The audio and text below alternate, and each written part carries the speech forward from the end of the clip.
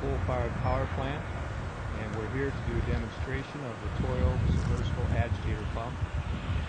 What we'll be doing is attempting to move fly ash out of this pond coming into view here.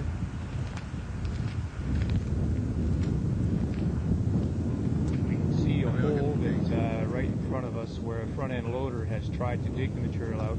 This is the hole it created after 2 hours. We're going to come over here with the cherry pick, let down the DP20, and we're going to start moving. Let me show you some consistency of this pond. Now see if you can catch us. I'll show you right into the liquid end first, what kind of water consistency we have here. Okay? Lots of water, right? Don't move that camera too fast, just try to get it right on it. I'll show you what we have 3 more feet later. Crust. But guaranteed to be a lot of water. Let me show you further out this mud right here, Bill. See if you can get it right down in here. This is what the most of it looks like. Did you get that? You gotta hold the camera real still. I'll do it again. That's what it looks like. Did that get the camera? That was it. Okay. About 45% consistency at this end of the pond, and then they move down. They said it's about a 60% concentration over there. So supposedly we should be able to do this. And if they have to, they can flood with any of these ponds around here. We're going to do the test. Basically, they're going to take the fine ash, dump it into this vat, okay, have it run up into this tank. Ultimately, what they'll do is they'll take this dump truck out to a mesa, dump it out, and see. And they're going to take various consistencies and let it dry out. One of the features of the Toyo is the extreme portability of this unit. This is a small 20 horsepower pump that will outperform a front-end loader. Simply cable suspended, and we're up and pumping. The dark color of the discharge indicates just how many solids are present in the slurry.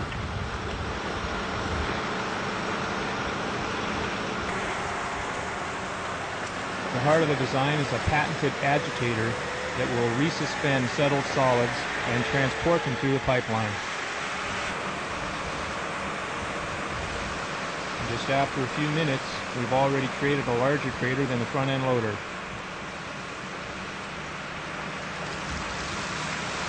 Oh, man!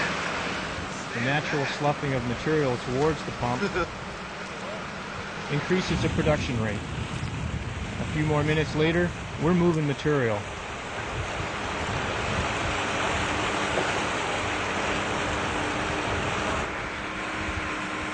The marker rocks up at the edge of the crater wall indicate the advancing crater size.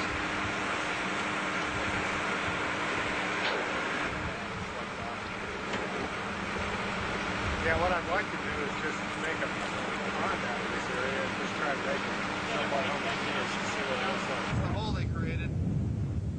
After 20 minutes of pumping, you can see the huge crater that we've created.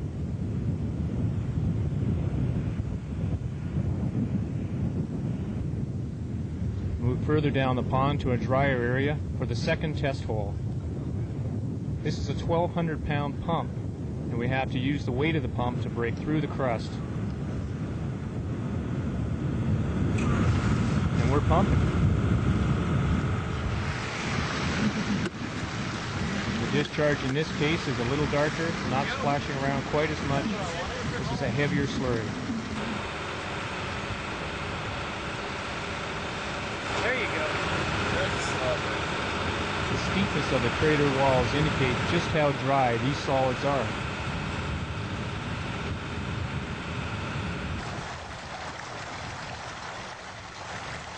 This slurry is approximately 50 to 60% solids by weight.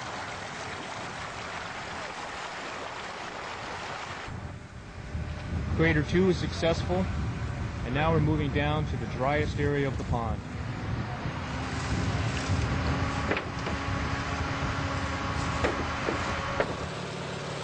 This is a massively constructed pump. It's 1,200 pounds, has a 1.35 service factor motor, high chrome wearing parts, and in this instance we can see we're using it as a wrecking ball to bash our way into the so-called pond. Notice the dust blowing off the surface.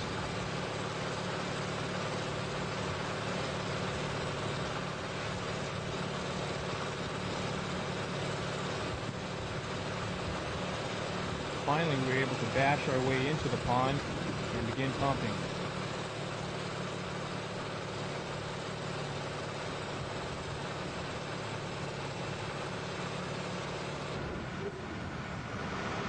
This is the darkest discharge yet, indicating the heaviest solids. It's not splashing around as much, it's also indicating just how thick that slurry is. This crater is basically a steep-walled hole. The pump is digging straight down. You can see the cables slackening off, indicating the pump's weight is doing all the work.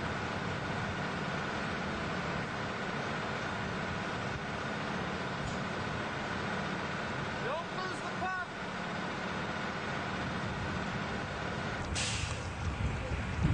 This slurry is approximately 70% solids by weight.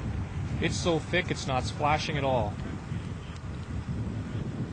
Looking back up the pipeline, we see the crater in the background. A successful test. Toil thanks Chris Woodbury and Bill Helene of Process Equipment for providing us with the film footage and performing the test. And they'd like to thank their Toil pump.